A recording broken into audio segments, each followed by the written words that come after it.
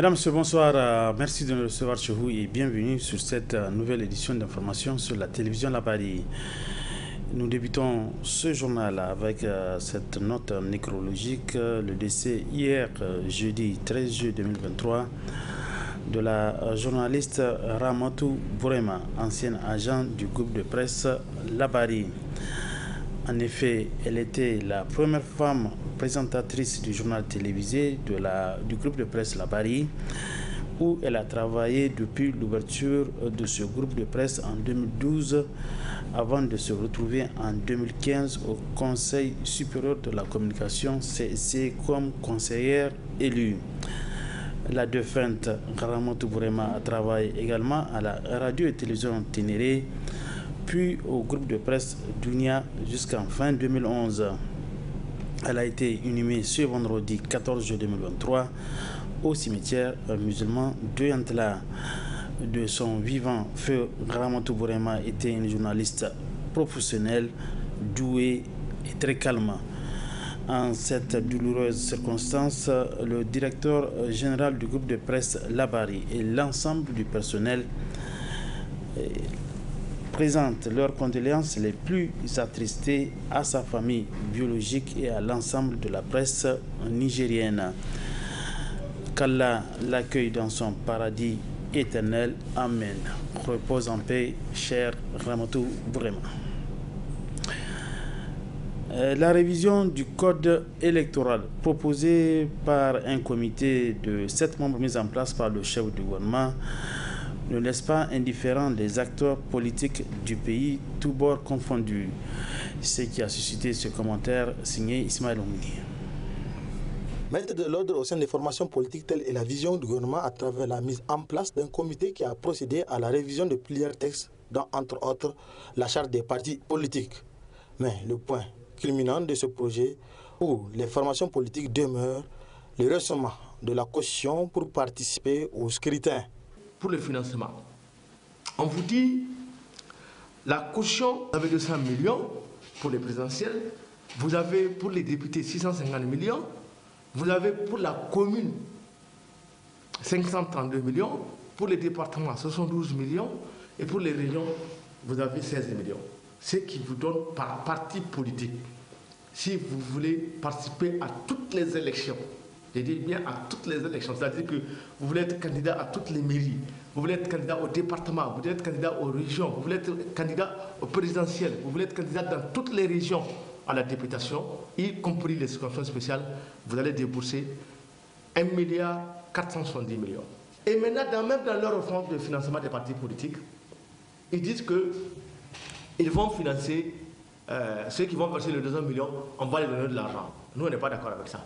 On n'a pas donné de l'argent public à des gens. Les gens veulent être candidats, ils n'ont qu'à être candidats dans leur poche. On n'a pas à prendre de l'argent public pour les donner. On ne donnera rien à personne. Ce qu'il faut faire, on laisse les 25 millions, on applique la charte des partis politiques. Comme ça, on va résoudre le problème des partis politiques. Voilà la solution. À l'unanimité, les partis politiques trouvent cette caution élevée. Néanmoins, de l'ensemble, ils apprécient l'initiative des autorités qui permettent de corriger des lacunes. C'est 4 textes.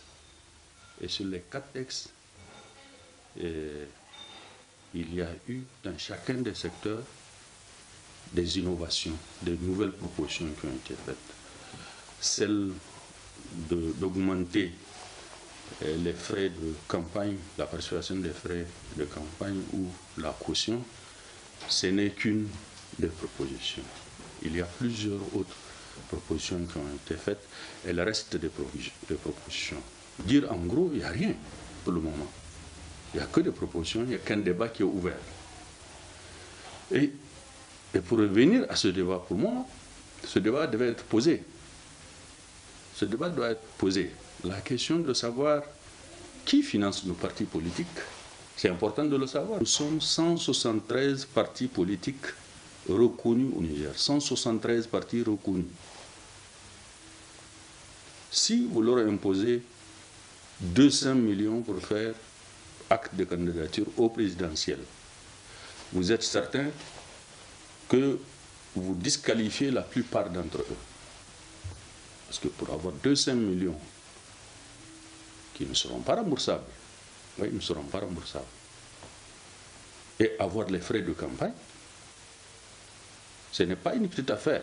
Les 173 partis politiques vont examiner minutieusement ces propositions afin de trouver la bonne formule permettant une course équitable à la conquête du pouvoir. Une fois les corrections apportées, ces textes vont être soumis au Parlement pour appréciation. Le bureau pays du Haut Commissariat des Nations Unies aux droits de l'homme au Niger, ACDH, a rendu public ce matin sa deuxième note trimestrielle sur les tendances de la situation des droits de l'homme au Niger du 1er janvier au 31 mars 2023. Un extrait du point de presse animé par M. Omer, il est représentant pays du ACDH. On l'écoute. De l'ensemble de ses activités, grâce à son réseau de partenaires locaux, le HCDH a enregistré 529 victimes, dont 351 victimes pour la période précédente. Vous voyez qu'il y a une nette évolution, une nette augmentation d'atteinte aux droits de l'homme et de violation du droit international humanitaire, soit une augmentation de 50,4% comparée à la précédente période. Toutes les victimes sont des civils. Il s'agit des cas de meurtre, 65 cas de meurtre, d'enlèvement, 243, de violences physiques et psychologiques. Donc, il s'agit des personnes blessées par arme à feu ou par arme blanche. On en a dénombré 56. Et des survivantes de violences sexuelles et basées sur le genre. On en a dénombré 5. Il y a des cas de vol de bétail, 160 cas. De destruction des biens. Ces cas ont eu lieu dans les régions de Difa, Dosso, Maradi, Tawa et Tillabéri.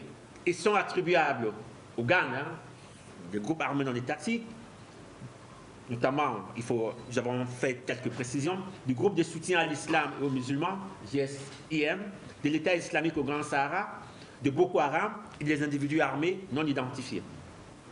Les régions de Tillabéri et de Difa restent les plus affectées par les incursions armées et les enlèvements.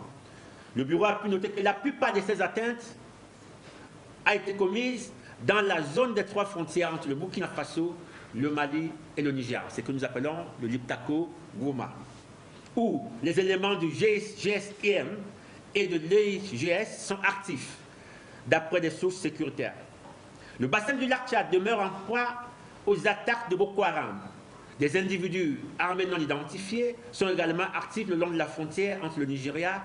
Le bureau a aussi observé que les droits de l'enfant restent gravement compromis par l'insécurité. Au cours de la période en revue, au moins un garçon a été tué dans la région de Tillabéri et 36 autres ont été enlevés par les gangs, les groupes armés non étatiques, dans la région de Difa. L'insécurité continue d'entraver l'exercice et la jouissance du droit à l'éducation.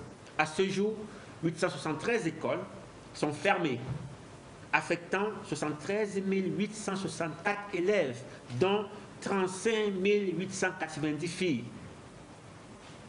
Et principalement, on a 68 857 dans la région de Tillabéri, 2902 dans la région de Tawa, 1640 dans la région de Difa et 485 dans la région de Maradi.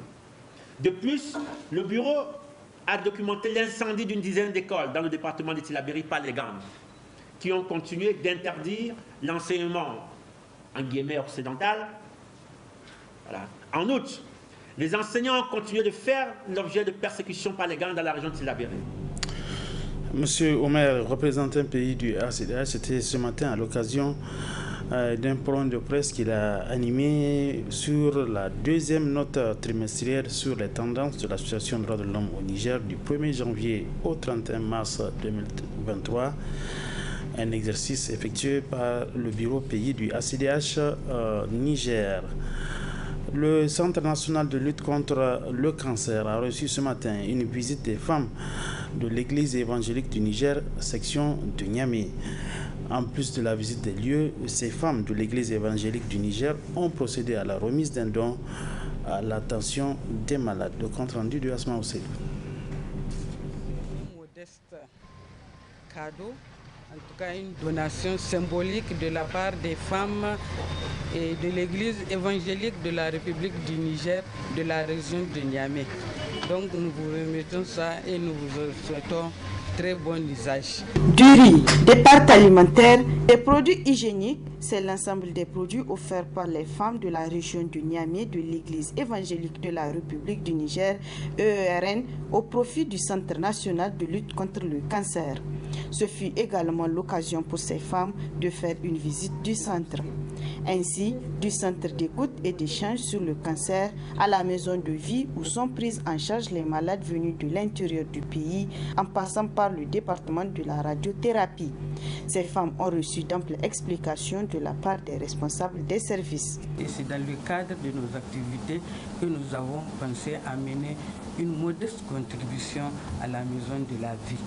L'année passée, lors de l'inauguration de la maison de la vie, j'étais là, j'ai suivi. Donc on a pensé vraiment à cette maison pour amener un peu pour les soulager. Parce que nous avons appris que ce sont ceux de l'intérieur qui sont habités ici après les séances de chimie ou bien de radio. Et vraiment, on les a visités, ça nous a réconfortés. Et donc nous remercions la grande sœur aussi qui nous a aider vraiment dans cette démarche. Donc on a été à son centre, nous avons visité, nous l'avons écouté avec vraiment témoignage édifiant. Un don apprécié à sa juste valeur par le responsable du centre. Nous adressons notre gratitude vraiment pour la pensée que vous avez eue pour nos malades souffrant de cancer afin d'apporter votre contribution pour les aider et dans leur épreuve de prise en charge de leur maladie. Merci beaucoup, vraiment qu'Allah vous récompense au centuple. Et comme la présidente a dit que c'est un geste modeste, mais un geste c'est un geste, minime soit-il, il a un impact sur les bénéficiaires. Gageons que ces produits soient utilisés à bon escient et que d'autres bonnes volontés puissent emboîter le pas de ces femmes de l'EERN. C'est sur ce geste de générosité que prend fin cette édition d'information. Mesdames et messieurs, merci à vous de l'avoir suivi. Bonsoir.